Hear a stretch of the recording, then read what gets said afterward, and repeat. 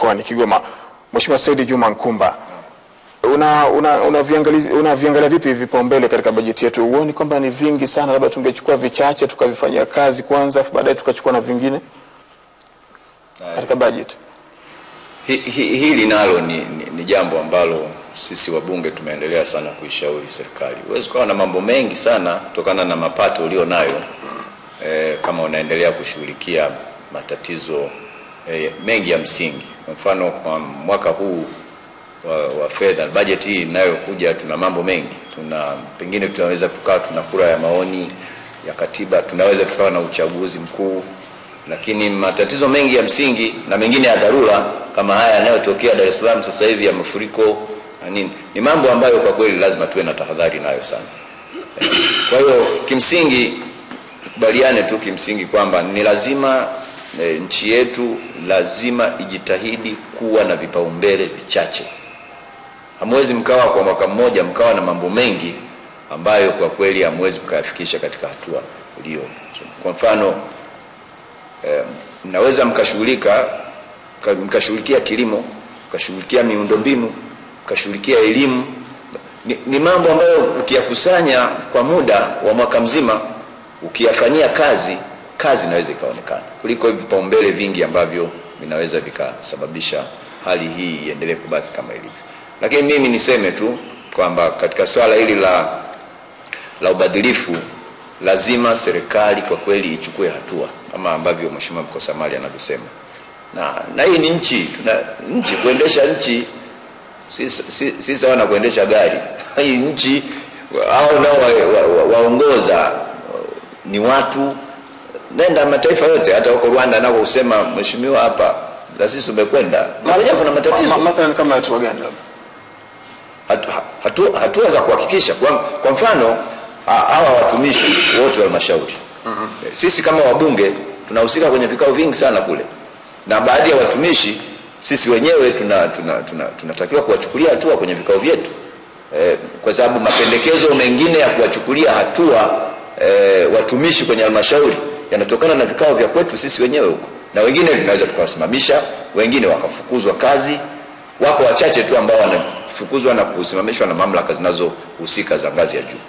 Na hili wakati mwingine lazima kwa kweli sisi wabunge tushiriki kwenye vile vikao vya chini. Sasa unaweza ukawa huko juu unalalamika, huko chini uendi.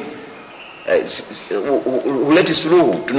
Wabunge tunayo mamlaka makubwa sana kwenye vikao vya halmashauri. Kwa hiyo ni vizuri tufike kule chini, tuone ni namna gani, kuna matatizo gani, tunaweza tukaishauri vizuri sana serikali. Mheshimiwa Mkosamali, labda kuna vipaumbele gani nadhani ni vya msingi kuweza kutilia maanani katika bajeti zetu ambazo tunaziwasilisha? Kwanza kama nchi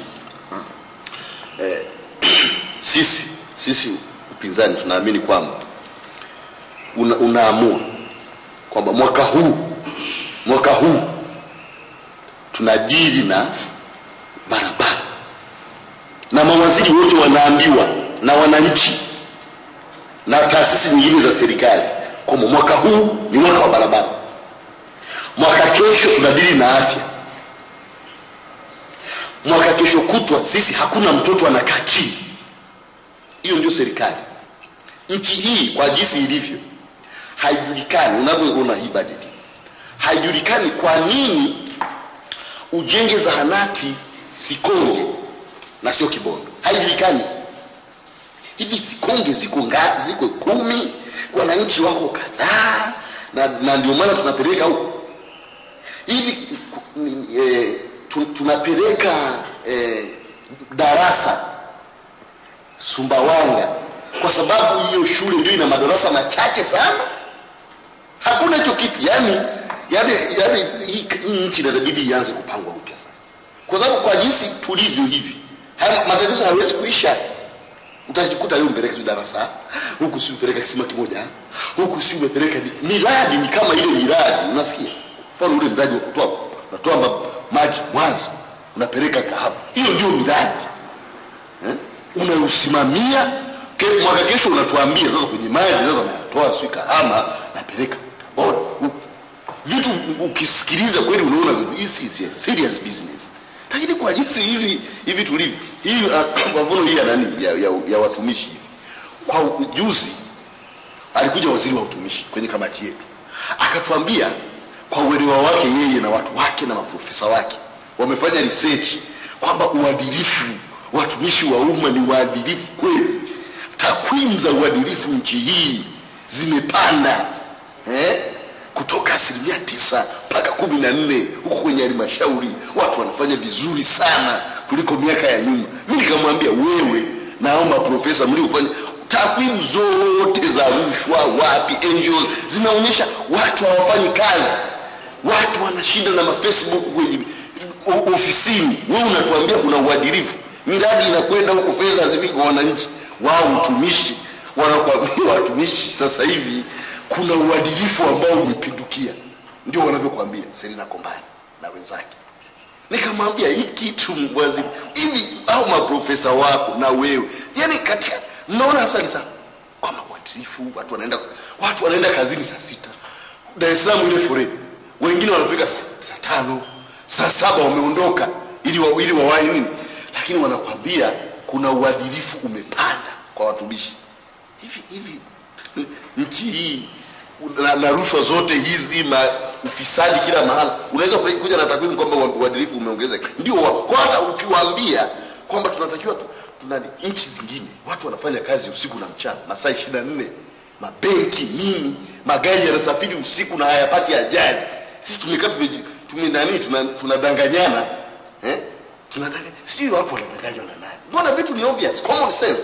Asante sana Mheshimiwa Mkosamali. Turejee kwako Mheshimiwa Said Juma Mkumba.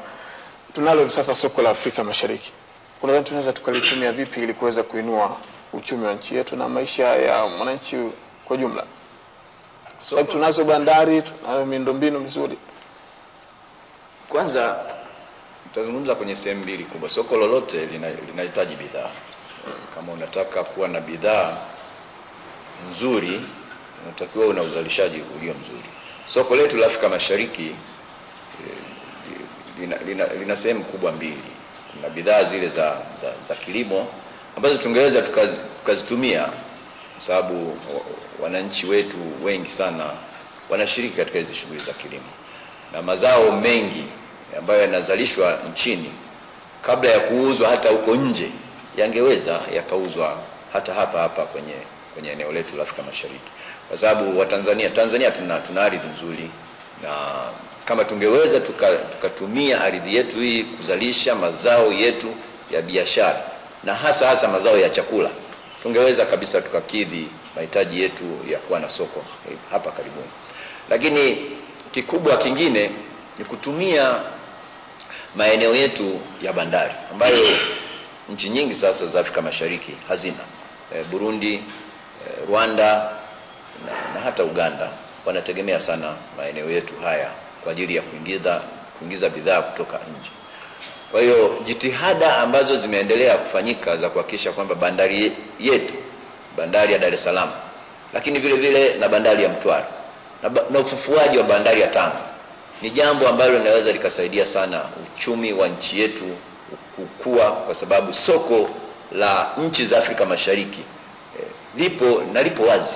Kongo wanategemea sana bandari yetu ya Dar es Salaam. Kwa hiyo jitihada mimi ambazo ninazoweza kusema na kuishauri serikali ni mbili: kuhakikisha kwamba mazao yetu ya biashara na chakula yanazalishwa kwa wingi, lakini yawe na thamani nzuri, lakini vile vile kuimarisha miundombinu yetu hasa ya bandari na reli ya kati, ambayo kwa kweli inaweza ikasaidia sana kuongeza uchumi wa taifa letu. Mheshimiwa Mkosamali, unalizungumziaje ile soko la Afrika Mashariki? Tunaweza kulitumia namna gani ili kuweza kujinufaisha? Sisi tumeshasema kasi yetu sisi wa Tanzania ya uchumi, elimu na mambo mengine, hatuwezi kushindana na Wakenya, hatuwezi kushindana na Waganda kwa tabia zetu hizi na serikali hii, haiwezekani.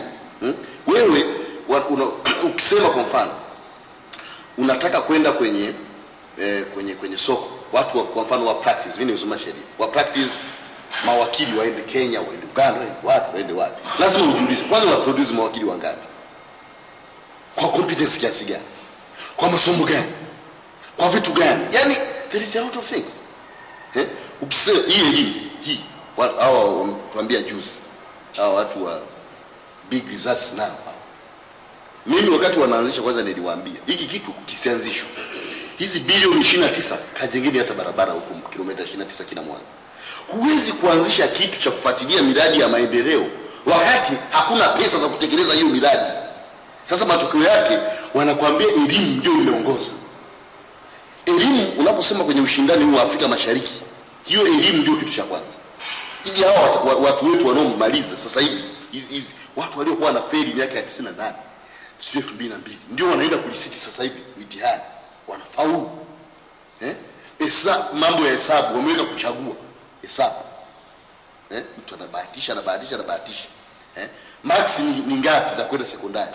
Watu wanafika hawajui kusoma na kuandika. Watu hivi huwezi kwenda kwenye ushindani ukiwa na nchi yenye tabia za namna hii. Unashindana na nani? Kenya, they are very serious. Mheshimiwa Kusmali, wewe ni kiongozi katika jimbo lako. Labda unasaidia namna gani sasa kuweza kuondoa matatizo kama haya? Mimi ni mbunge wa chama cha upinzani. Kazi yangu mimi ni kushauri na kusimamia serikali. Sasa ambacho kwanza nimepata shida toka nimefika hapa bunge ni mara yani sijawahi kuona kwanza wabunge tunaisimamia serikali pasavyo.